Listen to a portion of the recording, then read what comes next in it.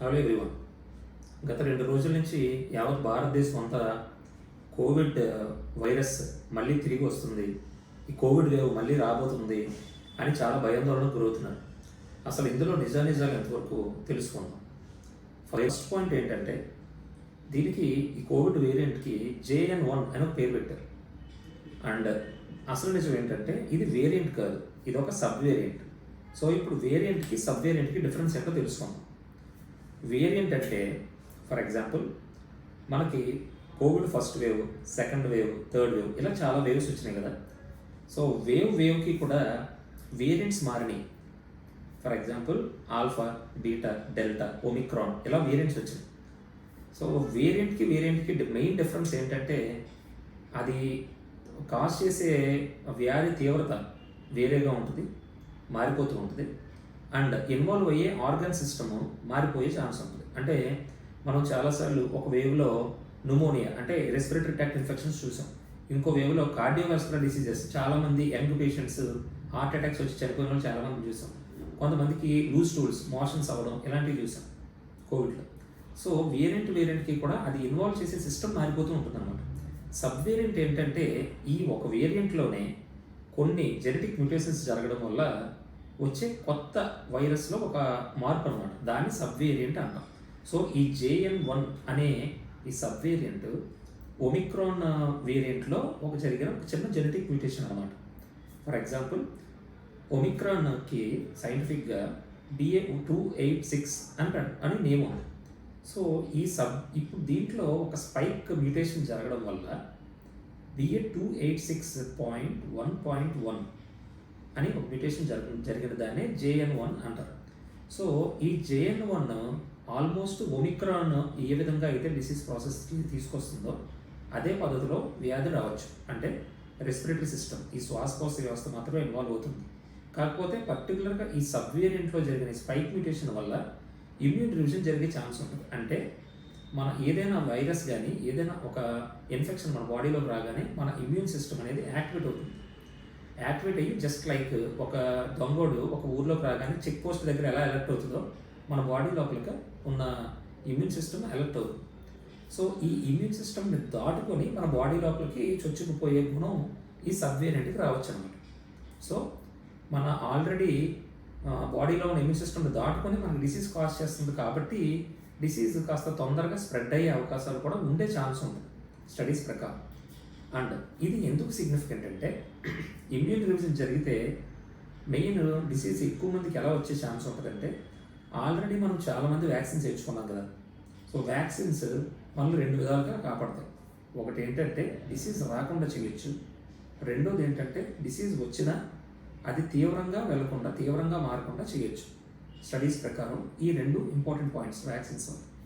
So ఈ immune revision వల్ల ఏంటంటే మనం ఆల్రెడీ మన వ్యాక్సిన్ మన బాడీలో ఇమ్యూనిటీకి ఒక చిన్న మెమరీ ఇండికేషన్ ఇచ్చేసి, సో కోవిడ్ వైరస్ అంటే ఇలా ఉంటుంది, ఇలా వచ్చినప్పుడు మీ ఇమ్యూన్ సిస్టమ్ ఇలా యాక్టివేట్ అవ్వాలని మనకు ఒక మెమరీ ఇండికేషన్ ఇచ్చి వెళ్ళింది ఈ వ్యాక్సిన్.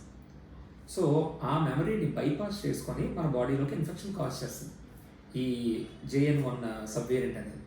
దానివల్ల మన ఇమ్యూన్ సిస్టమ్ యాక్టివేట్ అవ్వకపోవడం, ఆల్రెడీ మనం తీసుకున్న వ్యాక్సిన్ అంత ఎఫెక్టివ్గా పనిచేయకపోవడం కాకుండా డిసీజ్ మాత్రం ఒమిక్రాన్ వేరియంట్లో ఎలాంటి డిసీజ్ ప్రాసెస్ అయితే ఈ రెస్పిరేటరీ ట్రాక్ట్ ఇన్వాల్వ్ అయ్యిందో అదేవిధంగా రెస్పిరేటరీ ట్రాక్ట్ డిసీజెస్ మాత్రమే వచ్చే ఛాన్స్ ఉంటుంది.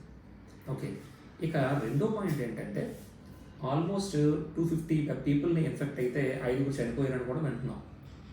సో 250 పీపుల్ ఇన్వాల్వ్ అయ్యి 5 చనిపోవడం అంటే మీ అందరికీ కూడా ఎక్కువ నెంబరు చనిపోయేదేమో అనుకోవచ్చు.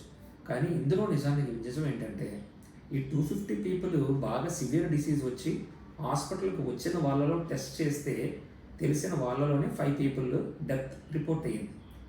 నిజానికి బయట ఉన్న అందరికీ కూడా చెక్ చేస్తే ఇంకా చాలామందికి ఈ డిసీజ్ ఉన్నట్టు తెలుస్తుంది. కానీ వాళ్ళందరూ చనిపోవట్లేదు కదా, వాళ్ళందరూ హాస్పిటల్కి వచ్చేంత సీరియస్నెస్ కూడా అవ్వట్లేదు. సో మనం తెలుసుకోవాల్సింది ఏంటంటే ఈ ఫిగర్స్ బట్టి, ఈ నెంబర్స్ బట్టి డిసీజ్ ఎక్కువగా వస్తుంది, డెత్ రేట్ ఎక్కువ ఉంటుందని అనవసరంగా భయపడద్దు. ఎందుకంటే మనం ఎక్కువ మందికి టెస్ట్ చేస్తే ఎక్కువ మందికి ఇన్ఫెక్షన్ వచ్చిందా లేదా అన్నది మనకు తెలుస్తుంది. దాన్ని బట్టి డిసీజ్ ఎంత సివియర్ అవుతుంది అన్నది మనం తెలుసుకునే అవకాశం ఉంది. సో ఈ రోజుల్లో చాలామందికి కామన్ కోల్డ్ లాగా జస్ట్ జలుబు దగ్గు throat infection mild viral fever లాగా ఇన్ఫెక్షన్ వస్తుంది. వాళ్ళలో చాలామందికి టెస్ట్ చేస్తే ఆర్టీపీసీఆర్ టెస్ట్ చేస్తే వాళ్ళకి ఈ కోవిడ్ ఉందని తెలియచ్చు. బట్ వాళ్ళందరూ సీరియస్ అవ్వట్లేదే, వాళ్ళందరూ హాస్పిటల్కి రావట్లేదే, వాళ్ళు ఎవరు డెత్ అయిపోయి అంత సీరియస్ డిసీజ్ కూడా రావట్లేదు. సో డిసీజ్ ఎంతమందిలో టెస్ట్ చేసాము అన్నదాన్ని బట్టి ఆ డిసీజ్ తీవ్రంగా ఉందా లేదా, ఎంతమంది కాంప్లికేట్ అయ్యింది అన్నది మనం తెలుసుకోవాలి. సో హాస్పిటల్లో వచ్చిన పేషెంట్స్లో మాత్రమే టెస్ట్ చేయడం వల్ల ఈ ఫిగర్స్ మనం కరెక్ట్గా క్యాలిక్యులేట్ చేసి చెప్పలేం. సో దీన్ని బట్టి చూస్తే ఇప్పుడు ఆల్రెడీ టెస్ట్ చేసిన 250 పీపుల్లో 5 మెంబర్స్ డెత్ అయిపోయారు కదా. దీని గురించి మనం భయపడే బదులు ఒకసారి బ్రాడ్గా ఆలోచిస్తే ఎక్కువ మందికి ఇన్ఫెక్షన్ సోకే అవకాశం ఉందనుకోండి, ఎక్కువ మంది ఇన్ఫెక్ట్ అయ్యారు అనుకోండి, ఆటోమేటిక్గా ఈ ప్రపోర్షనేట్గానే ఎక్కువ డెత్స్ అయ్యే అవకాశాలు కూడా ఉన్నాయి. సో ఎక్కువ మంది ఇన్ఫెక్ట్ అవ్వకుండా ఉండాలంటే ఏం చేయాలి? ఎక్కువ మందికి డిసీజ్ స్ప్రెడ్ అవ్వకుండా చూసుకోవాలి. స్ప్రెడ్ అవ్వకుండా చూసుకోవాలంటే సింపుల్. కోవిడ్ అన్ని వేవ్స్లోనూ మనం ఎలాంటి జాగ్రత్తలు అయితే తీసుకున్నామో సేమ్ అవే జాగ్రత్తలు తీసుకుంటే సరిపోతుంది. అవన్నీ మా అందరికీ తెలుసు. నెంబర్ 1, మాస్క్ వేసుకోవాలి. అందరూ మాస్క్ యూజ్ చేసుకొని బయటకు వెళ్ళండి. నెంబర్ 2, క్లోజ్డ్ స్పేసెస్లోను క్రౌడెడ్ ఏరియాస్లోనూ మాస్క్ లేకుండా ఎక్కువసేపు ఉండొద్దు. సన్నిహితంగా బాగా క్లోజ్డ్గా తిరుగుతూ మనుషులతో అలా బిహేవ్ చేయొద్దు. దూరంగా కాస్త సోషల్ డిస్టెన్స్ అందరికీ తెలుసు కదా, ఇది ఫాలో అవుతూ ఉండండి. 3వది ఏంటంటే మన హ్యాండ్స్ ఎప్పుడు కూడా సోప్తో డిటర్జెంట్తో వాష్ చేసుకుంటూ ఉండాలి. ఎప్పుడు వాష్ చేసుకోవడం కూడా జస్ట్ ఏదో ఇలా ఒక 2-3 సెకండ్లు ఇలా వాష్ చేసుకోవడం లేదు.